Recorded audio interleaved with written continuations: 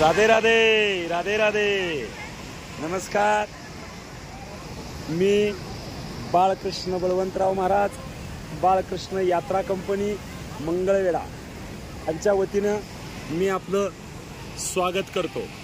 बाळकृष्ण यात्रा कंपनीच्या वतीनं निघालेली आपली यात्रा आणि आता हा दिवस मावळायचा सुंदर असा निसर्ग देखावा आपण बघत आहोत.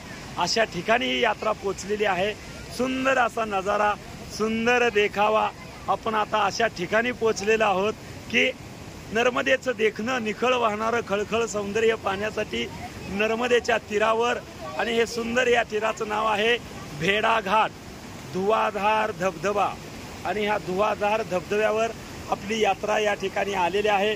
आपण बघत आहोत या नर्मदेचं निखळ खळखळ वाहनं आणि या ठिकाणी सुंदर असा नजारा आणि हे नर्मदेचा धुवाधार धबधबा. आणि पाहताना आपल्याला प्रत्येकाला त्या ठिकाणी मन मोहून टाकतो असं निसर्गाचं आणि हे देखणं रूप, देखणं सौंदर्य आणि हे नर्मदेचं रूप पाहताना आणि आनंद होतो. आणि तो आनंद घेत असताना आपल्या यात्रा कंपनीतले हे यात्रेकरू अगदी व्यस्त आहेत फोटो काढण्यात, सेल्फी घेण्यामध्ये. हे सुंदर असे सगळे यात्रेकरू या ठिकाणी पाहत आहोत की आपला सुंदर नजारा, आपला देखावा. आणि आमचे यात्रेकरू बघा आपापल्या कामामध्ये व्यस्त आहेत.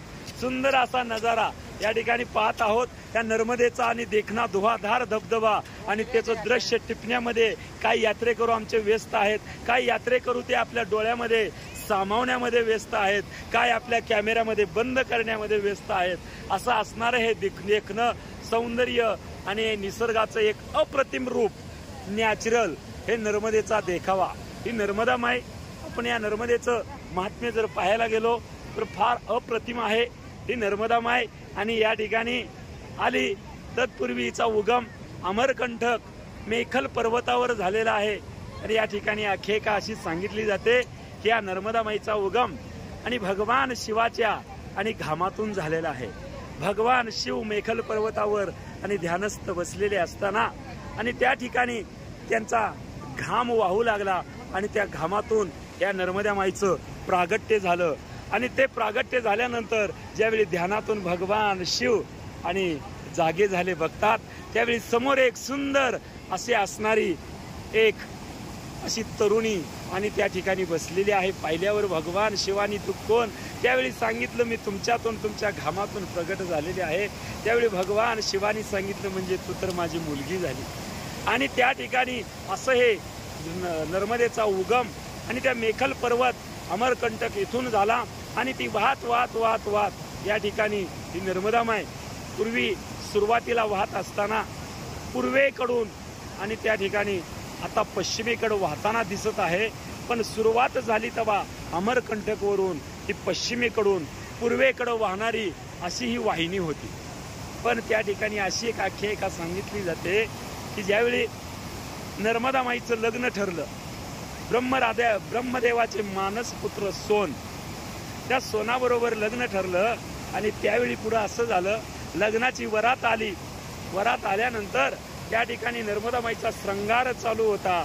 त्याच वेळी वरात आल्यावर नर्मदा माई म्हणते कुठपर्यंत आली बघ, असं आपल्या मैत्रिणीला सांगत होती. आणि ती मैत्रीण त्या ठिकाणी पाहण्यासाठी जात असताना ती म्हणते अगं मी तर गरीब, माझ्या अंगावर नीटशी वस्त्र सुद्धा नाहीये. त्यावेळी नर्मदा माईने सांगितलं माझी वस्त्र परिधान कर आणि तू जा. आणि त्याच वेळी नर्मदा माईची वस्त्र परिधान करून ती असणारी तिची मैत्रीण गुल बकावली आणि गेली.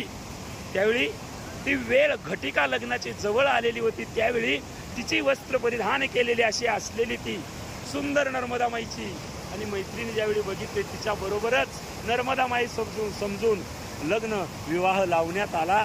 आणि वरात वाजायला लागल्यावर नर्मदा माईचा श्रंगार संपला. पहाटे तर आपल्या आणि मैत्रिणी बरोबर त्या सोनाचं लग्न झालेलं आहे. त्यावेळी नर्मदा माईला राग आला आणि रागामध्ये म्हणते की मी आता इथून पुढे लग्न करणार नाही, पण माझं लग्न मोडून त्या ठिकाणी तुम्ही या ठिकाणी माझ्या मैत्रिणी बरोबर लग्न लावलं, तुमचंही लग्न तडीस जाणार नाही असा श्राप दिला. आणि त्या रागामध्ये ती नर्मदा माई आणि पूर्वेकडून पश्चिमेकडे वाहू लागली. पूर्वीचं वाहनं पश्चिमेकडून पूर्वेकडे होतं, पण अशा घटनेमुळं ही पूर्वेकडून पश्चिमेकडे वाहू लागली. आणि हीच नर्मदा माय त्या ठिकाणी अरबी समुद्राला जाऊन मिळाली। असं असणारं हिचं आणि सौंदर्य देखणं रूप आपण या ठिकाणी पाहत आहोत। आणि प्रत्येक ठिकाणी नर्मदा माईच्या आणि प्रत्येक संगमाच्या ठिकाणी बऱ्याच नद्या नर्मदेमध्ये येऊन विलीन झाल्या आणि त्या ठिकाणी वेगळी तीर्थ आणि तयार झाली।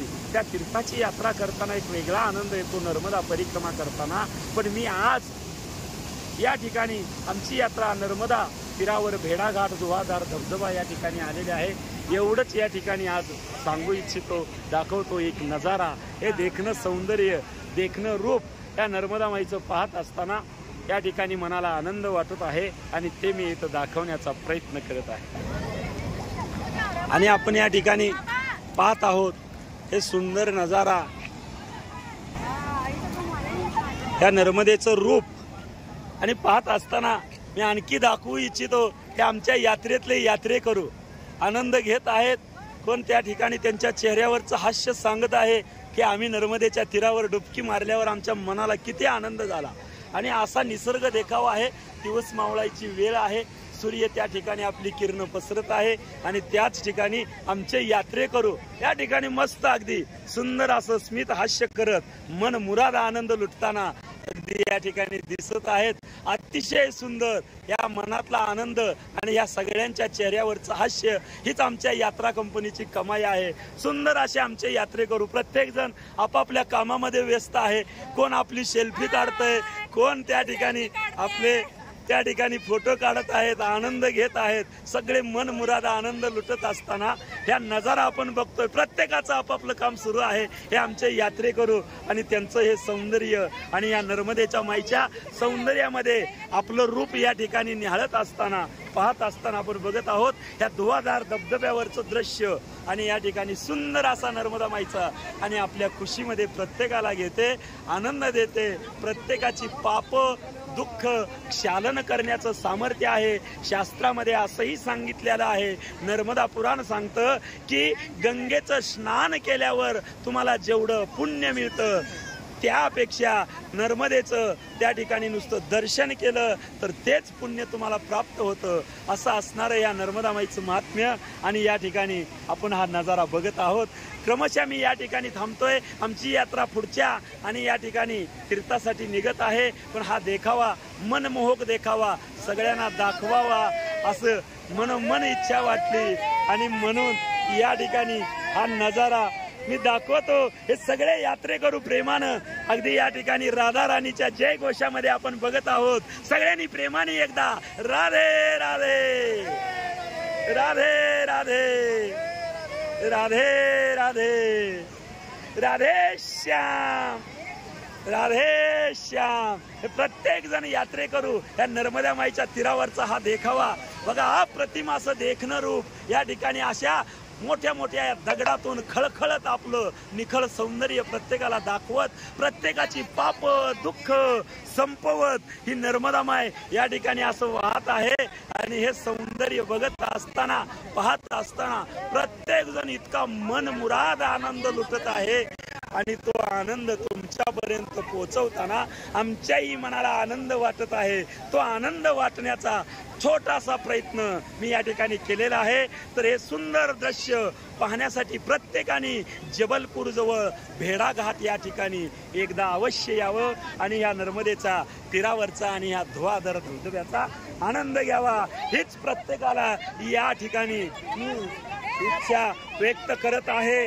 आणि हे सुंदर हे पावणारी हे आनंद घेणारी या नर्मदेच्या कुशीमधले आपला आनंद घेणारी बघत असो हे चिमुकली या ठिकाणी यांना कसलीच भीती नाही। हे कुठेही धबधा धबा धब उड्या मारतात आणि त्यातला नर्मदेतला आनंद घेतात। हा प्रत्येकाला आनंद या ठिकाणी दाखवण्याचा प्रयत्न मी या ठिकाणी क्रमशः थांबतो। सगळ्यांना हा व्हिडिओ नक्की आवडेल या अपेक्षा व्यक्त करतो। आणि हे व्हिडिओ पाहिल्यानंतर माझा चॅनल बाळकृष्ण यात्रा कंपनी हा पाहिल्यानंतर त्याला सबस्क्राईब करायला विसरू नका। वेगवेगळे यात्रेतील व्हिडिओ मी निश्चितपणे तुमच्यापर्यंत पोहोचवण्याचा प्रयत्न करीन। आणि भारतभर आमची यात्रा फिरत असताना आम्ही त्यातलं वेगळं वेगळं दृश्य टिपून तुमच्यापर्यंत पोहोचवायचा निश्चित प्रयत्न करू. तुम्ही माझ्या चॅनलला सबस्क्राईब करा आणि यातला आनंद लुटा हीच मी प्रत्येकाला विनंती करतो. आणि मी या ठिकाणी क्रमशः थांबतो. राधे राधे राधे राधे.